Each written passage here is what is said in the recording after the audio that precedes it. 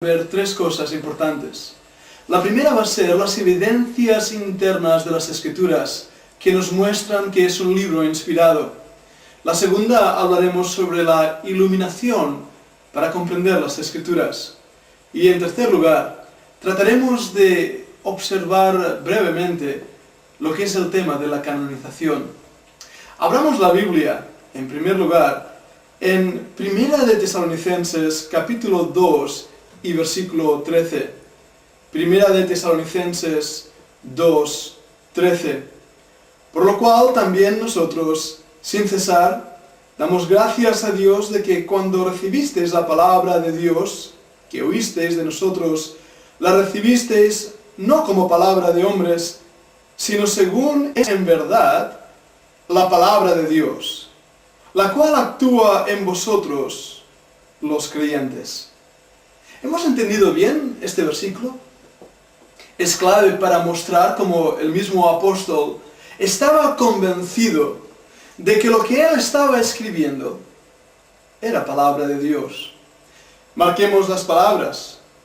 Damos gracias a Dios de que cuando recibisteis la palabra de Dios, que oísteis de nosotros, la recibisteis no como palabra de hombre, según verdad, es decir, tal y como de hecho es la palabra de Dios. Tengo en mis manos un libro que no es palabra de hombre, es palabra de Dios. Es el texto inspirado de las Sagradas Escrituras. Veíamos en nuestra última clase las diferentes pruebas que demuestran cómo la Biblia es un libro milagroso en sí mismo. Es un milagro que tengamos un libro como las Escrituras. Es un milagro que continúe aquí con nosotros después de tanta persecución. Pero las evidencias internas son aún mucho más interesantes.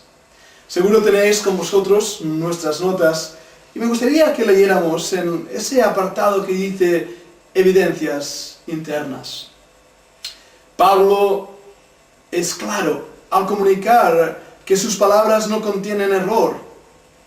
Debemos entender los términos que usamos. Debemos entender las palabras que usamos. Todos hemos oído la palabra theopneustos. Varias veces la hemos definido como el mismo aliento que procede de la boca de Dios. Pero también esa misma palabra se usó fuera del contexto de las Escrituras. Esto es algo muy interesante. Charles Hodge, un famoso teólogo inglés, dijo que todas las naciones creen que Dios puede controlar a las personas con el propósito de comunicar verdad. Cualquier cultura, aun las más antiguas, creían que los dioses de alguna manera podían controlar al hombre para comunicar verdad y transmitir verdad a través de ese hombre. Los griegos, por ejemplo, usaban la palabra thephori.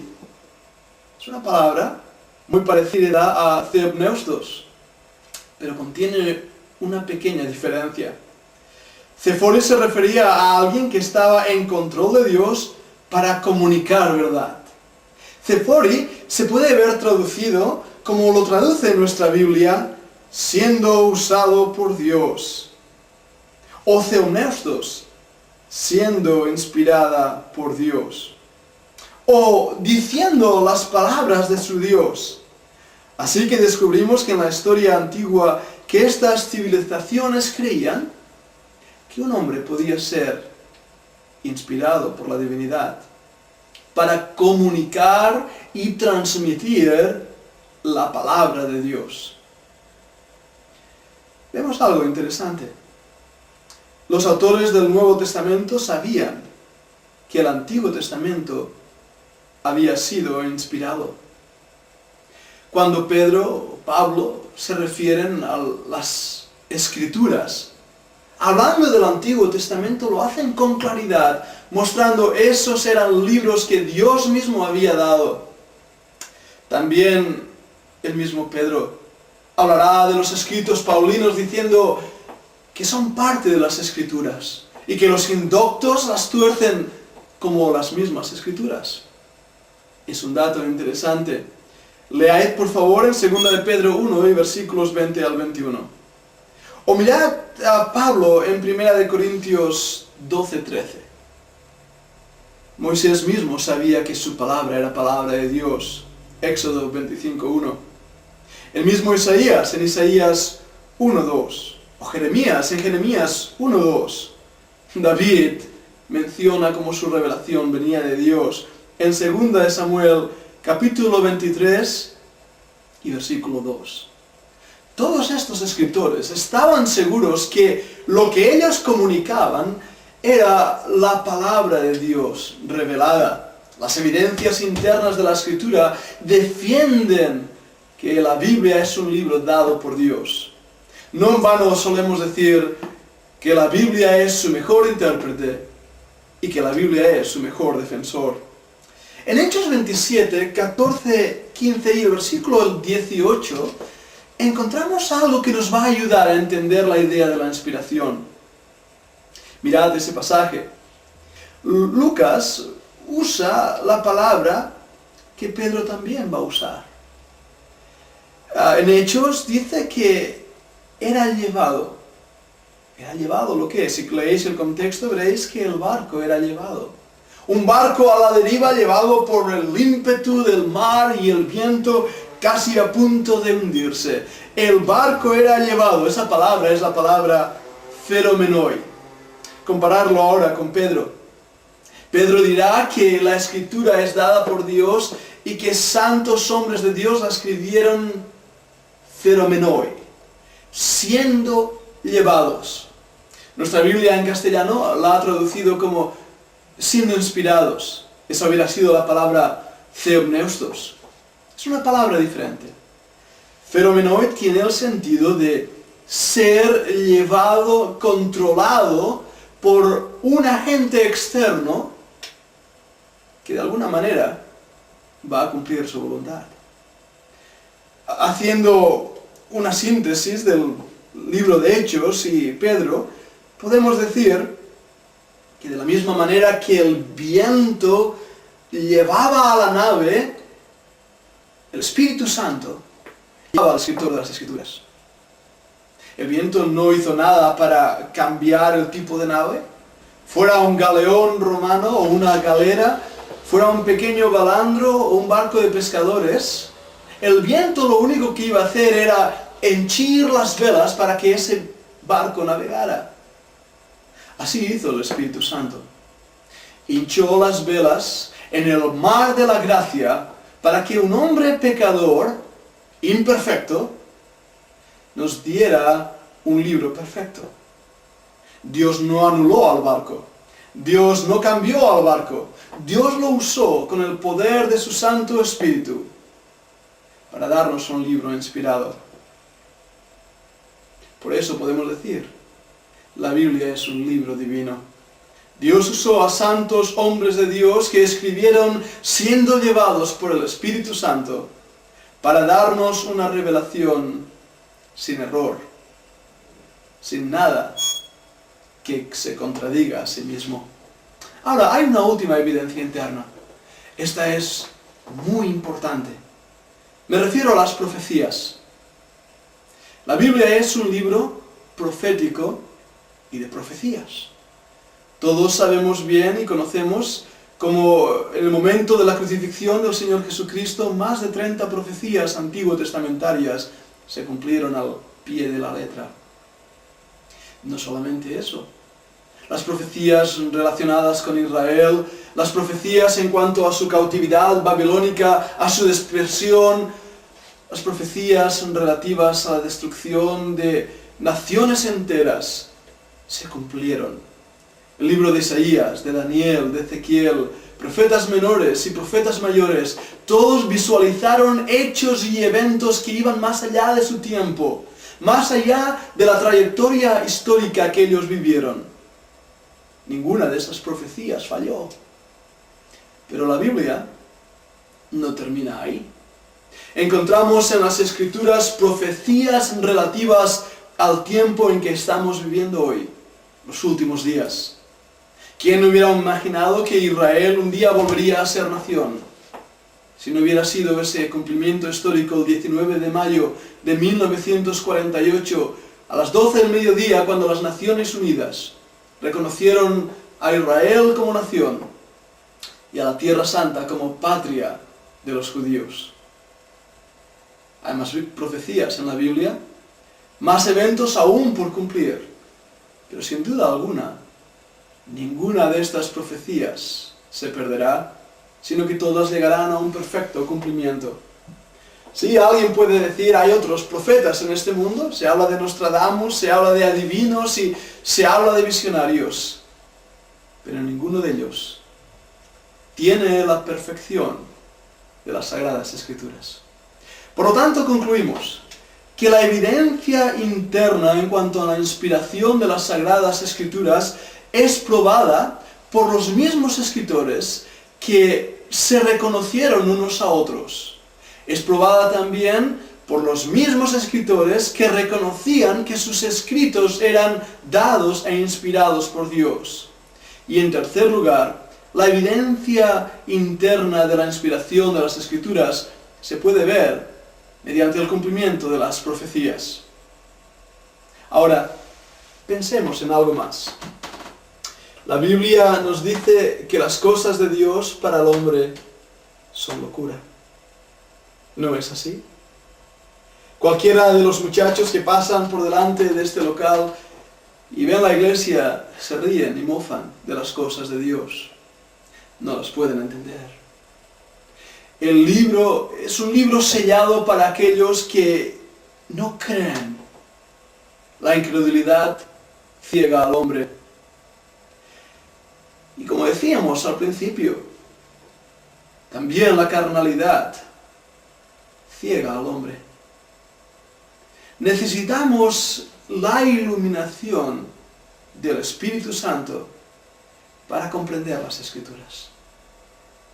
Un buen ejemplo lo tenemos en el libro de Hechos. Pablo se acerca a un lugar donde había unas mujeres y habla de Lidia, una mujer que se encontraba allí. Y la Biblia nos dice que Dios abrió su corazón para que escuchara, atendiera y entendiera lo que Pablo predicaba. Esa es una obra misteriosa que el Espíritu Santo hace en el corazón del hombre para abrir sus ojos y enseñarle la verdad espiritual que contienen las Escrituras. A esta obra de gracia le hemos llamado la iluminación del Espíritu Santo. Nuestras notas lo definen como que el concepto de iluminación es aplicado a la guía y obra del Espíritu Santo en el corazón del creyente para poder entender la verdad revelada. La iluminación requiere también estudio de las Escrituras. Debemos estudiar para presentarnos a Dios aprobado. ¿Es esto interesante? Yo creo que mucho. A menos que el Espíritu Santo haga entender las Escrituras en el corazón del creyente, hay verdades que no entenderemos. Hay verdades en este libro que necesitamos que el Señor nos enseñe, nos ilumine, nos abra el entendimiento y el conocimiento espiritual para entender cosas que de otra manera no entenderíamos. Sí, somos creyentes. Hemos sido salvados por la gracia de Dios. Nuestro corazón entendió nuestra necesidad de salvación. Y vimos cómo Cristo obró nuestra vida para salvación. Pero hay un paso más importante que debemos entender. Hoy debemos leer la Biblia pidiendo al Señor que nos haga entender lo que leemos, lo que estudiamos. Como aquel hombre que estaba sentado en una carreta y leyendo las Escrituras intentaba entender y dijo, ¿cómo voy a entender si no hay quien me lo explique? ¿Quien me lo enseñe? Y vemos ahí como Dios tenía a su siervo para hacerle entender las Escrituras. Es interesante esto. Vemos la iluminación del Espíritu Santo con una responsabilidad humana unidas. Pablo le dirá a Timoteo, ten cuidado de ti mismo y de la doctrina. Ambas cosas van unidas. Nuestro carácter, nuestra vida espiritual, pero también la doctrina. Y el mismo Pablo también le dirá a Timoteo, estudia para presentarte a Dios aprobado, como obrero que no tiene de qué avergonzarse. Creo que a veces hay un rechazo muy grande hacia la necesidad espiritual de estudiar las Escrituras. Algunos llegan a decir, no hace falta prepararse para aplicar, yo simplemente subo al púlpito y Dios ya me dará algo para decir. Bueno, si mi mente está llena de aire, lo único que saldrá de mis labios será aire, porque de la abundancia del corazón habla la boca. Por eso dijo David, en mi corazón he guardado tus dichos para no pecar contra ti. El Salmo 119 está lleno de esas promesas, lleno de ese corazón del salmista, de estudiar noche y día las Escrituras. Hay cosas difíciles de entender en este libro, debemos estudiarlo. Es cierto que de los 5.200 palabras que hay en el griego original, son palabras sencillas, no son vocablos difíciles. Los entendidos dicen que hasta un niño de 10 años que hablara griego podría reconocer esas palabras. Sin embargo, unidas, muestran verdades eternas que ni aún el mismo Sócrates podría entender. Tenemos que estudiar las Escrituras, pidiendo a Dios que nos guíe a través de su Espíritu Santo para entenderlas. Un momento, esto no quiere decir que Dios continúe revelando verdad.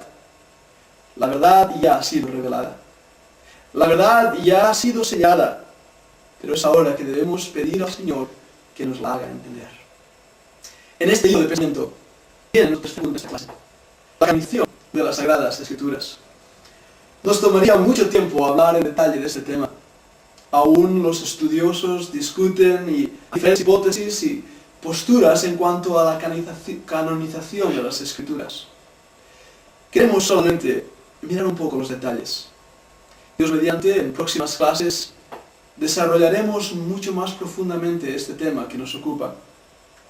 La canonización de las Escrituras es el método por el cual se recopilaron todos los escritos inspirados y fueron colocados en una sola colección de manuscritos a la cual hemos llamado Biblia. Es decir, este libro que sostengo hoy en mis manos es en realidad la compilación, el conjunto de agrupar varios libros en uno. Gutenberg nos hizo un gran favor poniéndole tapas y desarrollándolo en capítulos y versículos mucho más tarde, por supuesto. La imprenta hizo un gran trabajo. Los primeros creyentes no tenían lo que yo tengo aquí, un libro tan bien editado. Pablo dice, por favor, tráeme los rollos, refiriéndose a los manuscritos. El rollo de Isaías es un rollo muy grande para cargar y creo que no me cabría en este escritorio. Pero el conjunto de todos esos rollos de las Escrituras, de esos pergaminos, formó un libro. La palabra Biblia viene de biblos, que quiere decir libro. Un solo libro, con diferentes libros dentro de él mismo. Antes de desarrollar el tema, es necesario que entendamos algunos conceptos. He dicho que canonización es eso, el recogimiento, el método por el cual se recogieron todos los libros que hoy forman nuestras Biblias. Pero fueron todos los libros genuinos, fueron todos los libros creíbles, fueron todos los libros que fueron canonizados. ¿Qué estoy diciendo? Eran genuinos. Genuinos quiere decir que era auténtico. Es decir, no era una falsificación